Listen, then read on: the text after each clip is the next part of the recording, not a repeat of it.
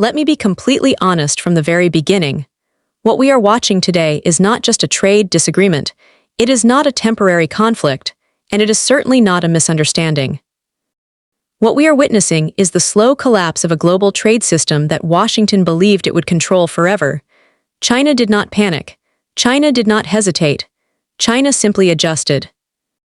And what Beijing is offering Canada right now is not only more business, it is a shift in economic power across the Western world. For months, pressure has been rising across the Pacific. The United States tried to force obedience through tariffs, believing fear would once again deliver compliance. But instead of surrender, China expanded cooperation with every nation Washington tried to intimidate. Western analysts confidently predicted failure. They said China would fold. They said exports would collapse. They said Beijing would beg for relief. Every single prediction was wrong. On November 2, 2025, in Beijing, China's ambassador to Canada stood before international media and asked a quiet but powerful question. If two countries already trade successfully, why shouldn't we multiply that trade?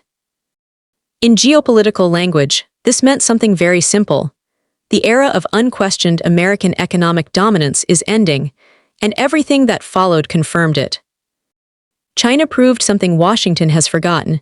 Patience defeats arrogance, planning outlasts threats, and true power belongs to those who think long-term, not those who shout the loudest.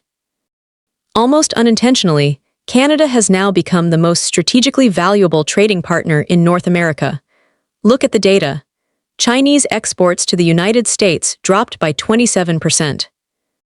Exports to Europe increased by 14%. Exports across Asia rose by 16%. This is not coincidence. This is not luck. This is calculated disengagement from the American market. China is playing a long, layered game, while Washington struggles to remember the rules. To understand how we reached this point, we must return to January 2025. Donald Trump returns to office and immediately reignites economic confrontation with China. Tariffs climb to extreme levels, in some cases above 100%. Washington expected panic. Instead, it received silence. China did not shout. China did not threaten. China did not perform online theatrics. It simply redirected supply chains. Ships once bound for Los Angeles began heading to Rotterdam, Singapore, and Vancouver. Trade did not stop. It relocated. Then came the spectacle. Trump declared victory, announcing a so-called historic deal, after quietly lowering tariffs from 100 to 47%. Because China made it clear, it could restrict access to critical minerals that American manufacturing depended on. Let us be clear, a crisis was created, it was intensified, it was partially reversed, and then marketed as success. That is not strategy, that is economic damage disguised as confidence. Meanwhile, inside the United States, financial stability collapsed rapidly. By October 2025, national debt reached $38 trillion, with $1 trillion added in only 3 months. That is not leadership, that is free fall. The response: more tariffs, more pressure, more public insults toward allies, but there is a fatal flaw in that mindset. When you treat every partner with disrespect, they do not negotiate, they leave. By 2025, the world learned a simple rule: do not react to American tantrums. Wait patiently and build systems that function without them. Then came China's most strategic move. Beijing did not only step away from the United States.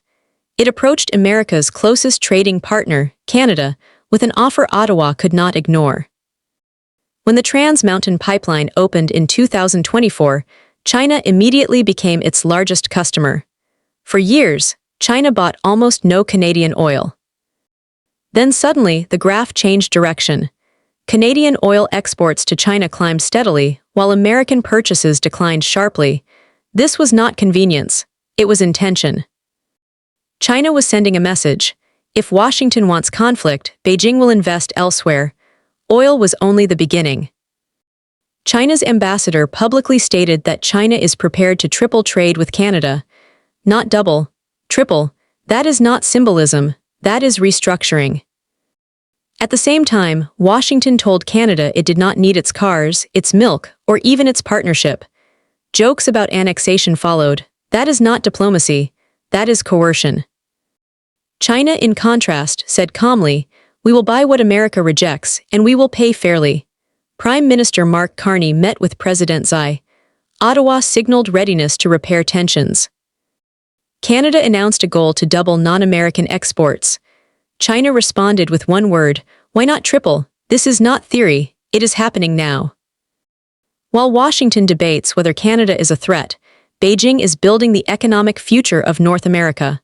Of course, complexity remains. Canada's auto industry is deeply tied to the United States. Opening doors to Chinese electric vehicles requires strategy. Perhaps it means local manufacturing. Perhaps shared supply chains. Perhaps Canadian minerals powering global batteries. This is not ideology. This is industrial planning. And this decision will shape Canada's independence. Trump's America wants Canada obedient. China offers partnership. One offers pressure, the other offers balance. One strategy relies on noise, the other relies on precision, and the results are visible. American trade influence declines. China's global reach expands. Canada receives opportunities unimaginable 5 years ago. The global trade system is not shifting, it is being rebuilt. And the United States is slowly being left outside of it. Not because nations hate America, but because no system can function with a partner that treats every negotiation like a fight. And here is the most powerful truth of all. China did not use force. It did not invade. It did not threaten. It simply redirected ships, signed contracts, and extended polite invitations. And it worked, because in modern economics you cannot bully prosperity, so Canada now faces a choice. Remain tied to a partner that questions its sovereignty, or explore a partnership offering growth and respect. Can Canada reduce dependence without triggering retaliation? Possibly. But it requires discipline, patience, and diplomacy, and that is Canada's strength. While Washington destabilizes, Canada can become stability. China understands this. That is why the offer arrives now. Not earlier, not later, now, because Beijing knows Ottawa is searching for options, so here is what happens next. Canada either steps forward or it waits while opportunity passes. One path leads to sovereignty, the other leads to dependence, and the world is watching. If Canada succeeds, others will follow. If Canada hesitates, the moment will vanish. The offer is real, the door is open. The only question left is simple. Does Canada have the courage to walk through it? And if Canada cannot, who will? If not now, when? And if even Canada cannot resist economic pressure, what hope remains for any nation in this new world order? That is the decision before us.